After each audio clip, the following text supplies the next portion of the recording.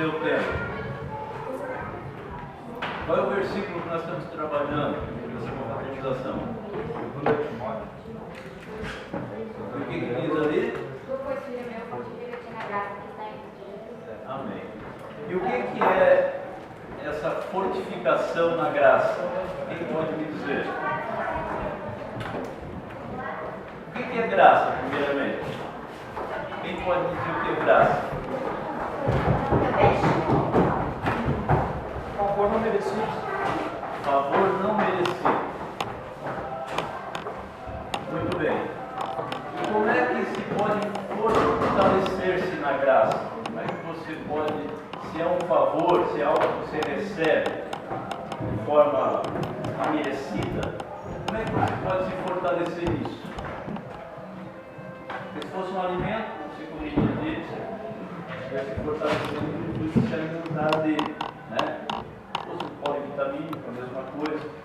Mas a graça é um favor imerecido. Então, como é que se fortalece nisso? Como é que você pode? E Paulo orienta a Timóteo para que ele vá se fortalecendo nisso. Como é que pode estar esse processo?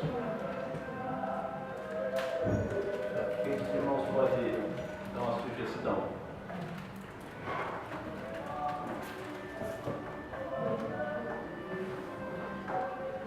Eclesiastes capítulo 12, versículo 1, tem um versículo que é muito citado, né? Conhecido quase por todos. O versículo diz: lembra-te do teu Criador nos dias da tua mocidade, antes que venham os maus dias e cheguem os anos dos quais venho dizer, não tenho neles contentamento. O início do versículo, a parte A, diz: lembra-te do Senhor, ou do teu Criador. Esse lembrar, ele está colocado apenas para que você tenha a lembrança de que existe um Criador. Isso vai mudar em que você saber ou lembrar que existe um Deus? Se você não buscar viver, então, uma vida em conformidade com esse Deus. O lembrar-se está aqui no sentido de que você tem um compromisso com Deus, com o teu Criador. O texto desses versículos, né, desse capítulo, vai mostrar que se nós não buscarmos viver esse compromisso com Deus, ainda na nossa juventude, na nossa mocidade, quando chegar os dias, né, em que vem a velhice, você talvez queira recuperar aquilo que isso não será mais possível. Então, a nossa conselho aqui do escritor de Eclesiastes, supõe seja Salomão, era de que, quando jovens, já deveriam se lembrar do Senhor seu Deus, ou seja, buscar um compromisso real com Deus, viver uma vida dentro dos parâmetros estabelecidos por Deus, para que quando chegassem a uma idade adulta ou sendo velhos, pudessem estar tranquilos, certos de que, como disse o apóstolo Paulo, eu combati o bom combate, acabei a carreira e guardei a fé. Se nós deixarmos para nos lembrar de Deus somente quando já estivermos com uma idade bastante avançada, que é o pensamento da maioria, principalmente a juventude, você fala com o jovem, você precisa se aproximar de Deus, você precisa dedicar a tua vida mais às coisas de Deus, você precisa deixar um pouco das coisas do mundo, né? Tem muitas coisas erradas neste mundo e que nós precisamos abandoná-las.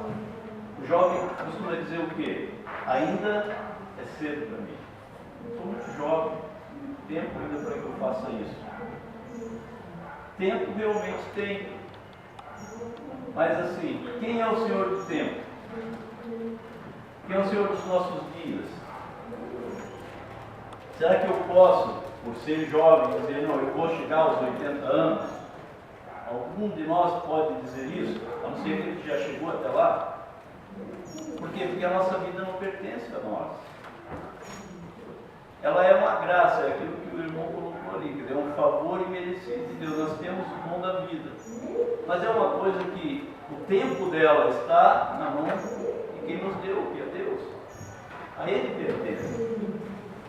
Eu posso querer deixar para buscar a Deus amanhã, mas e se o amanhã não chegar? Se eu achar que é muito cedo hoje, eu tenho muito que aproveitar, mas quem me garante que amanhã eu poderia então fazer?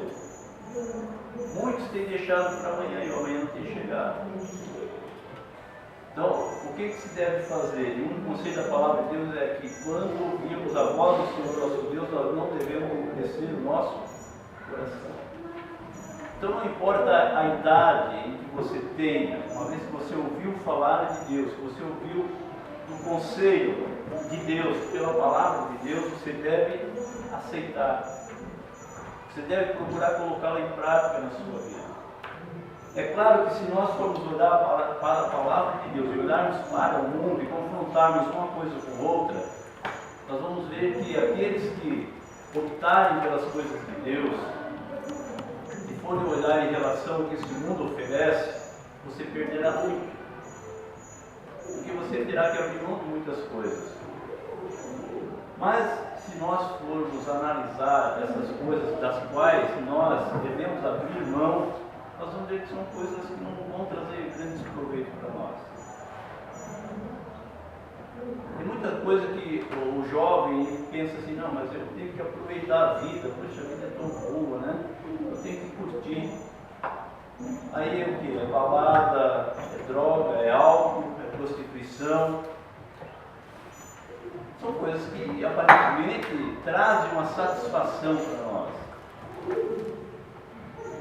Mas se você for ver pessoas que têm vivido essa vida, que têm se dedicado a isso, né, por inteiro, você vai falar com essas pessoas, são pessoas totalmente frustradas, infelizes.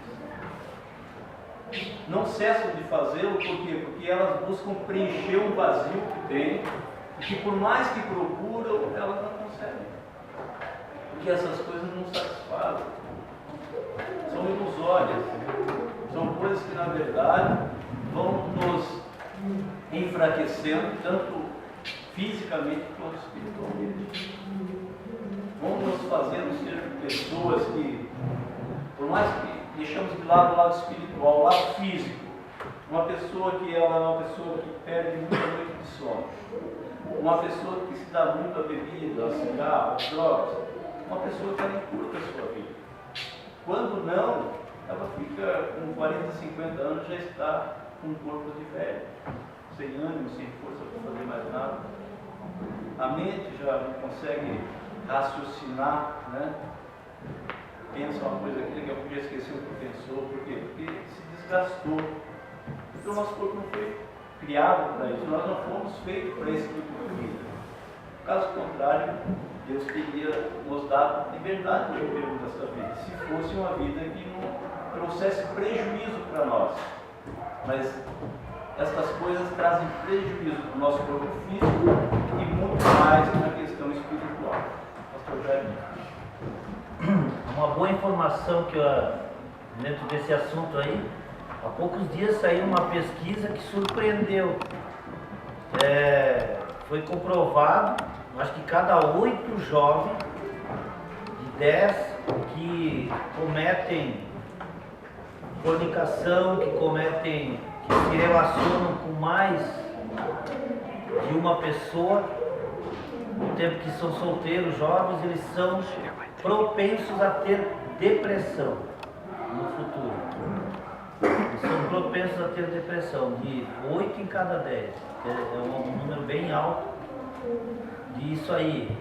Não se sabe exatamente explicar por quê, mas são os que se ficam depressivos mais tarde. A gente espiritualmente sabe por quê. Mas isso é um dado que saiu há poucos dias atrás. Surpreendeu essa pesquisa, ninguém imaginava. Hoje existe uma preocupação que o Brasil, não só o Brasil, mas falando de Brasil, há uma preocupação muito séria que nós seremos um país velho com um tempo bem curto, um espaço bem curto de tempo. Por que velhos? Porque os nossos jovens eles não estão chegando à maioridade. E isso, nossos jovens estão tendo a vida ceifada muito cedo. Ou porque se envolvem, né, na criminalidade e acabam morrendo em confronto com a polícia ou com outro bandido, né?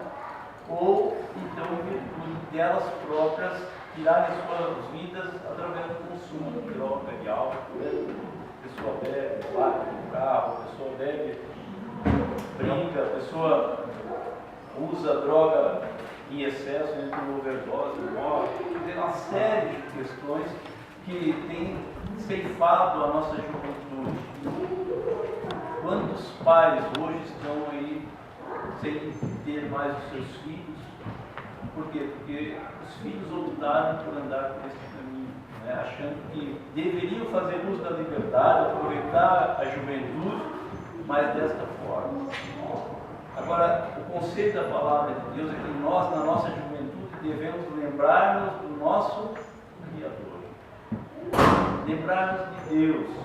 E nós temos na Bíblia diversos exemplos de pessoas que serviram a Deus na sua juventude. E que foram pessoas bem-sucedidas. Quem pode me citar um exemplo de alguém que na juventude serviu a Deus?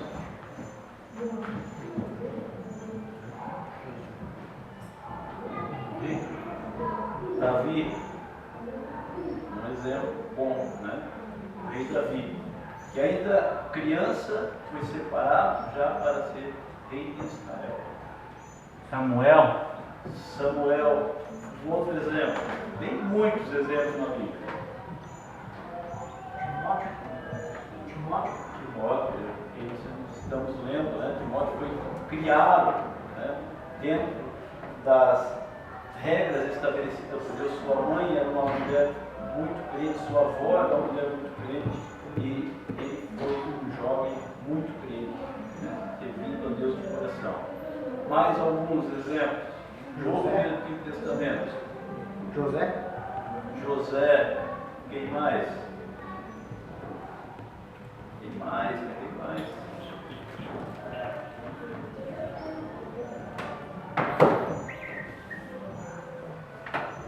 Ninguém lembra mais?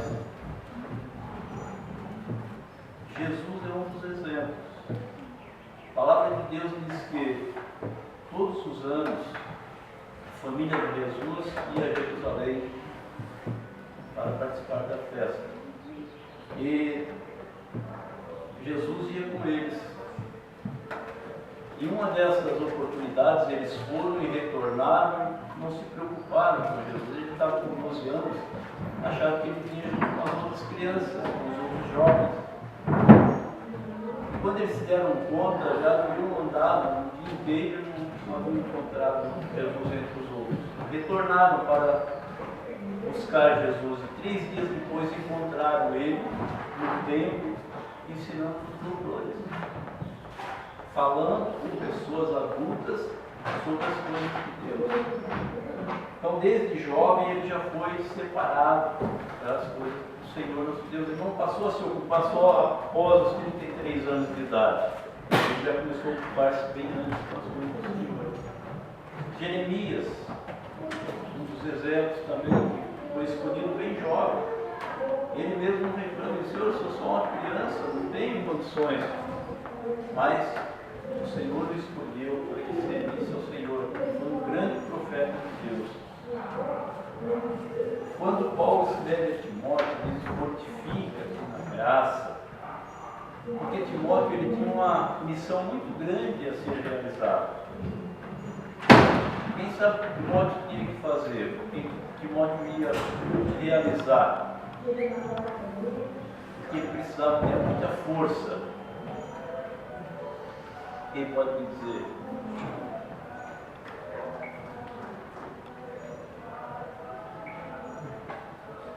O apóstolo Paulo ele estava chegando perto do momento em que ele iria morrer. Ele já sentia isso. E ele precisava deixar alguém para dar continuidade ao seu trabalho, mas ele queria alguém perto dele. Ele formou muitos seguidores, abriu muitas igrejas, foi um dos que mais abriu igrejas, mas ele queria alguém que fosse bem parecido com ele na realização do trabalho. E ele precisava de alguém que estivesse sempre junto dele, para que fosse alguém que realmente tivesse aprendido como deveria fazer para dar seguimento ao trabalho que ele realizava. E ele escolheu um para ser para que pudesse fazer o trabalho que Paulo vinha realizando, ele precisava ser um rapaz bem capacitado. E o que é que capacita o homem de Deus? O que nos torna capazes? O que os irmãos acham?